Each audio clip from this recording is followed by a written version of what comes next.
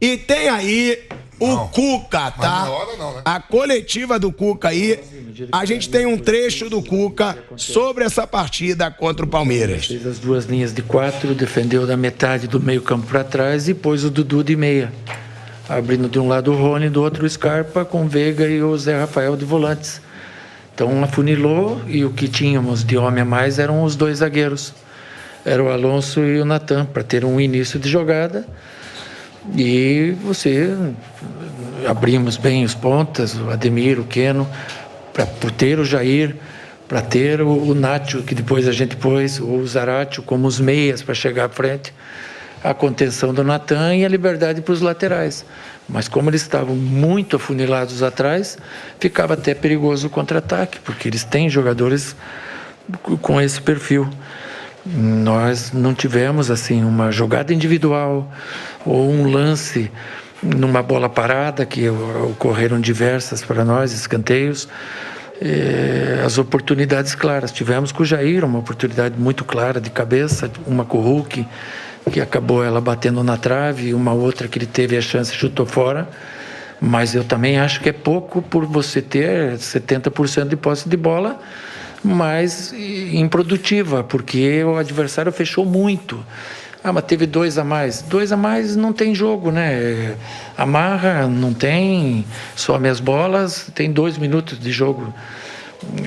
Com 2 a mais, não se leva muito isso em consideração, até as chances que a gente teve.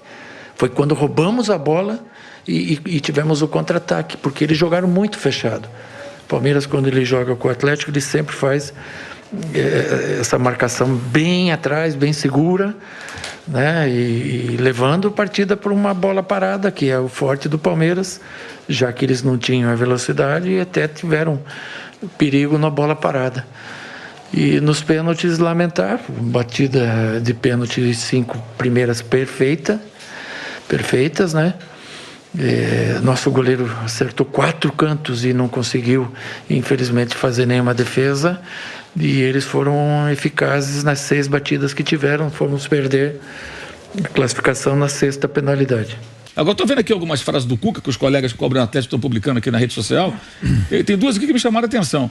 Ele fala aqui: a sensação que saímos é ruim. Se o jogo fica 11 contra 11, de repente nossa chance de vencer é maior.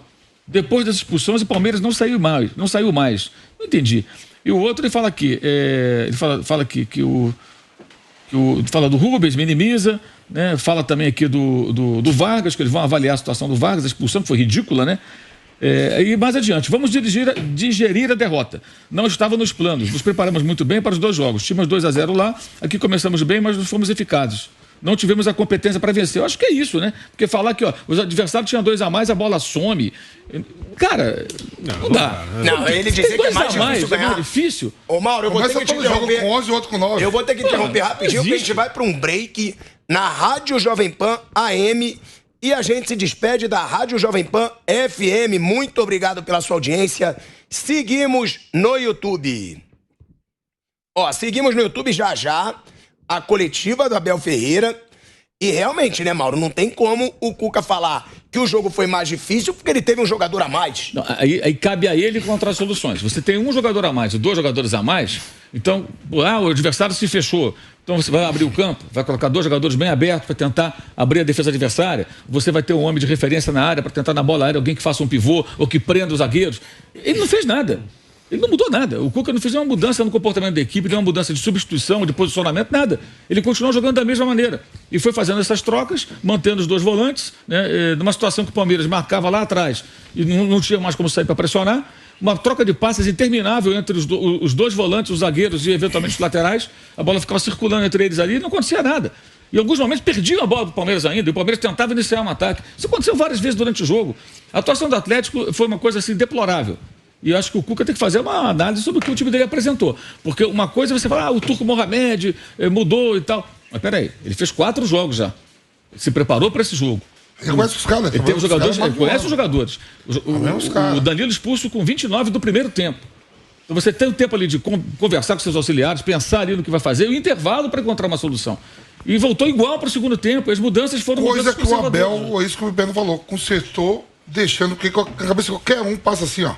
Vou sacar logo o Scarpa ou o Rafael Veiga.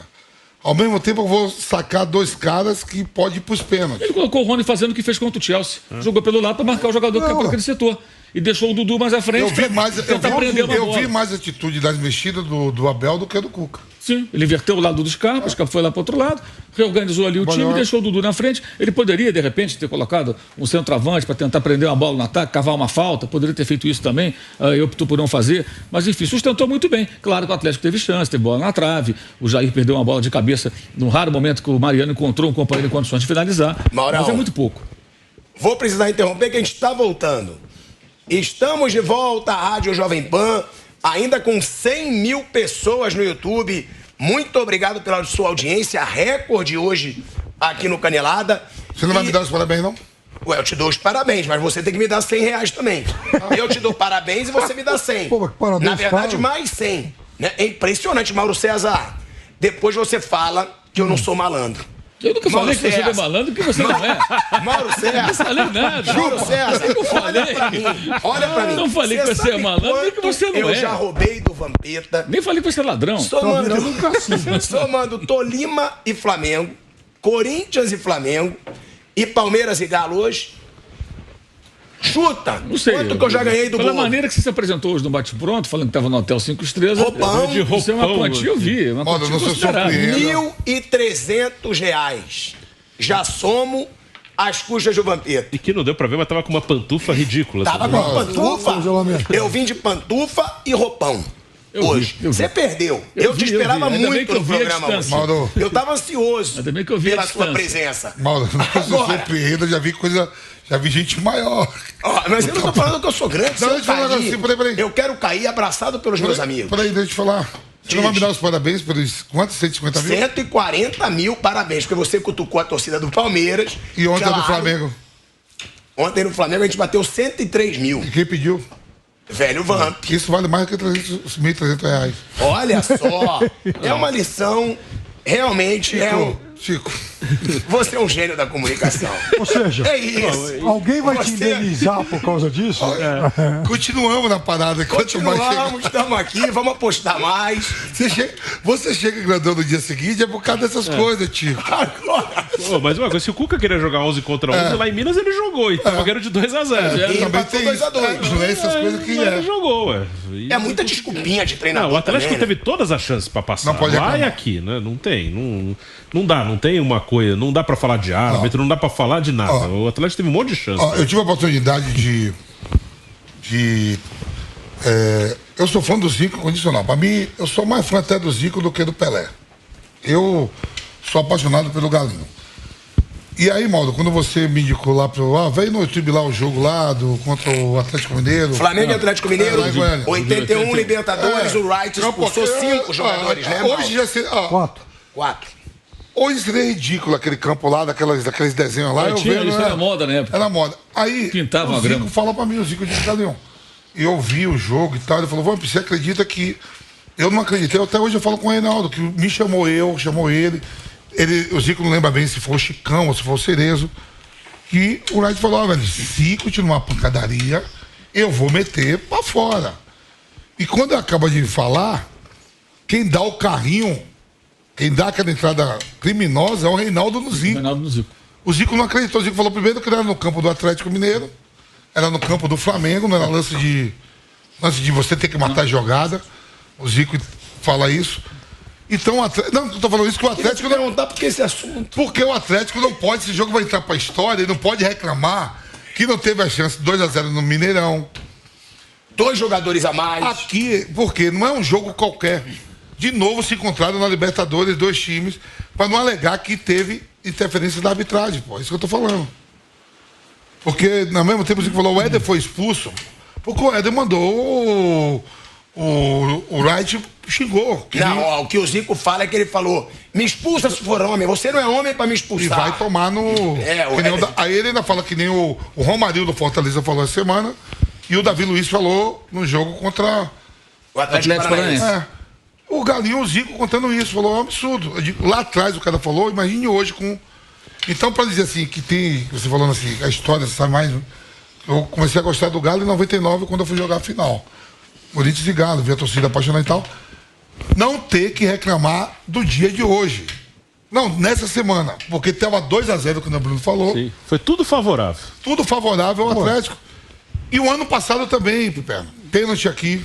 Ô, Piperno, você que tá emocionado, né, como palmeirense, chegou emocionado aqui.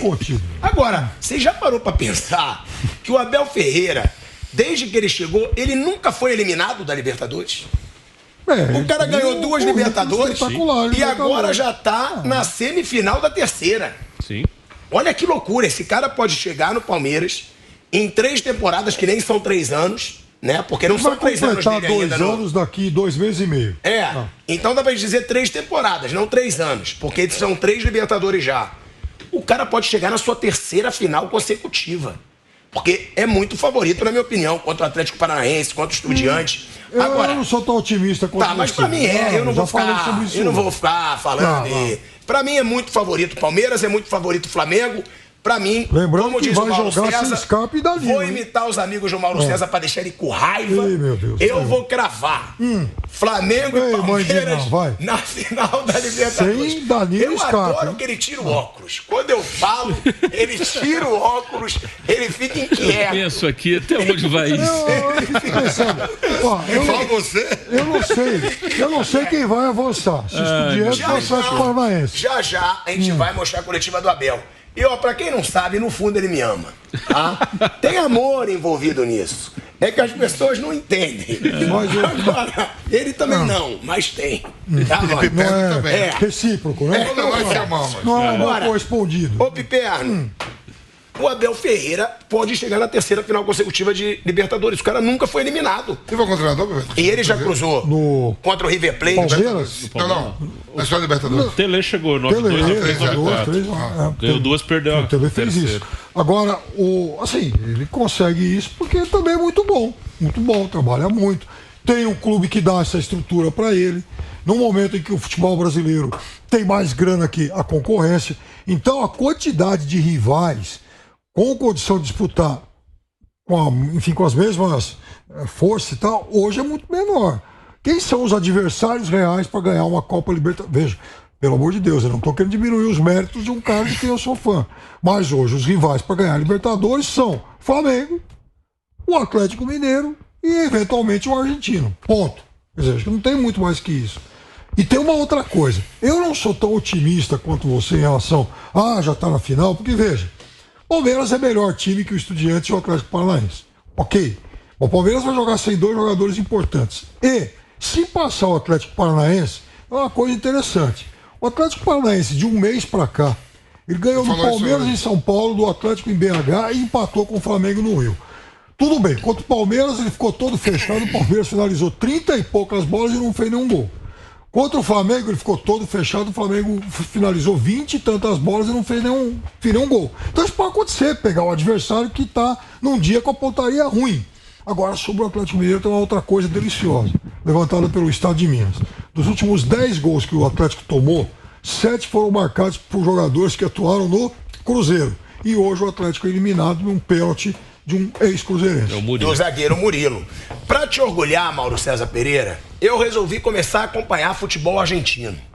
Eu falei, vou começar a acompanhar.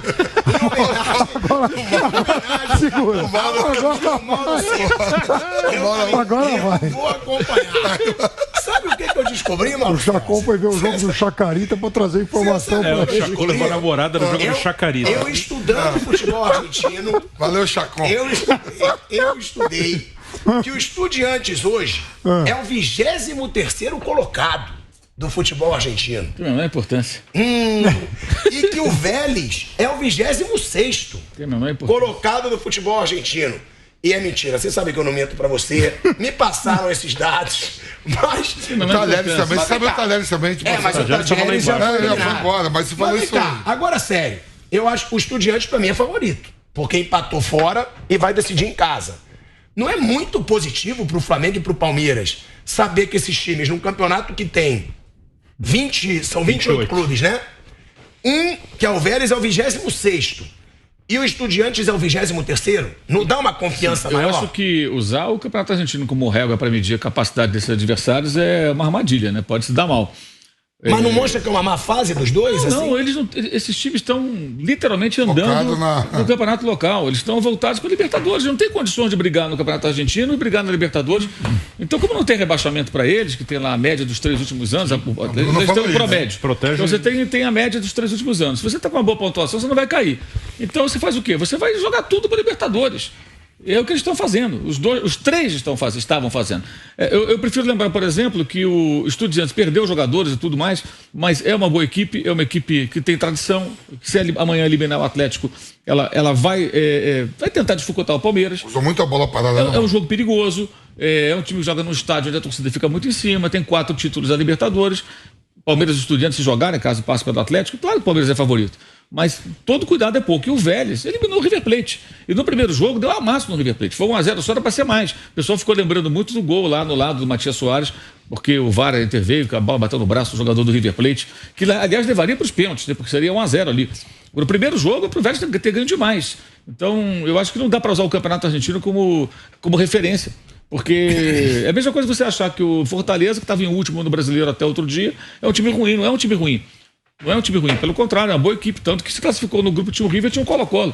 E conseguiu despachar o time chileno, que é um time de torcida e tudo mais, é um time grande, já foi campeão da Libertadores, e o Fortaleza avançou. Então acho que o Campeonato Argentino não serve de referência. Agora os dois, o Flamengo contra o Vélez e o Palmeiras, se for Estudiantes, os dois são favoritos, evidentemente são. Mas eu não sei também se o Atlético vai passar, pode ser que o Atlético passe pelo Estudiantes amanhã. A situação está igual, está 0-0. Tem todas as condições. Embora eu acho que o Estudiantes em casa, em tese, tenha mais chance. Então, até quando eu achei que você ia falar, pô, Pilhadinho, que orgulho de você, não foi dessa vez. Você não viu nada, que ia passar a cola pra você. Não foi dessa vez ainda. Passar a cola pra você. Não, e também é importante, os dois decidem em casa, né? Palmeiras e Flamengo. Sim, os dois decidem em casa. Em casa, depois vai pro jogo único, né?